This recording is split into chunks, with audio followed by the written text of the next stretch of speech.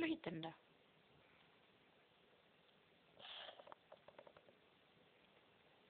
Slöjden då? Ja. Ja. Kom igen då. Selma. Selma. Slöjden då? Ja, duktig. Duktig Zlatan. Selma. Nu kommer den. Okej, Jesp. Slöjden då? Ja, så duktig. Så. Slöjden då? Ja, hitåt. Selma, hitåt. Du får slå hitåt. Ja.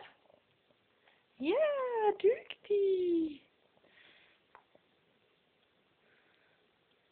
Kommer den igen? Oj! Okej då.